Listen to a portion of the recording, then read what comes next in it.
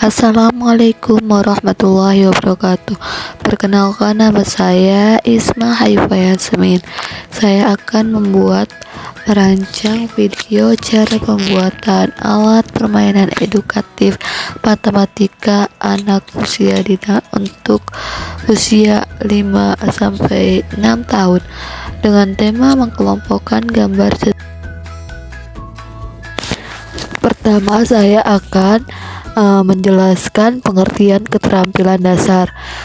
Keterampilan matematika adalah keterampilan dasar yang diperlukan semua anak.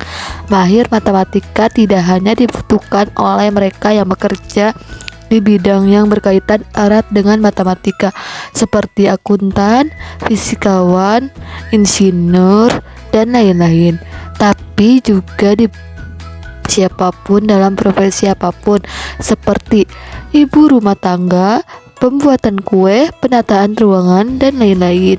Kemampuan berpikir matematis dapat diajarkan sejak dini melalui kegiatan sederhana sehari-hari bersama anak-anak. Sebelum anak mengenali penjumlahan 4 tambah 4 sama dengan 8, anak perlu memahami konsep dasar matematika dulu sebagai pondasi dari pembelajaran selanjutnya. Banyak orang tua yang ragu akan hal ini. Bagi mereka, anak harus langsung belajar penjumlahan dan perkalian agar jago matematik. Padahal konsep dasar matematika akan membuat anak memahami matematika secara mendalam. Misalnya, ketika anak belajar nyusun benda dari ukuran yang terkecil ke yang terbesar, maka ia pun dapat melakukan pada pengkelompokan angka.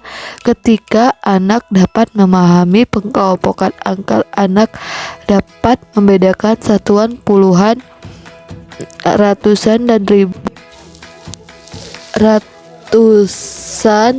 ribuan yang kemudian berlanjut dengan pembelajaran penjumlahan, pengurangan, perkalian, dan pembagian. Itu fungsi AP mengkelompokkan gambar sesuai angka. Fungsi dari AP bernama mengkelompokkan gambar sesuai angka. Kan di gambarnya itu ada hewan, buah-buahan, dan kartun. Jadi fungsi dari AP ini agar bisa mengetahui hewan-hewan, buah-buahan, dan kartun, juga agar anak bisa penjumlahan dalam matematika. Alat dan bahan yaitu sebagai berikut.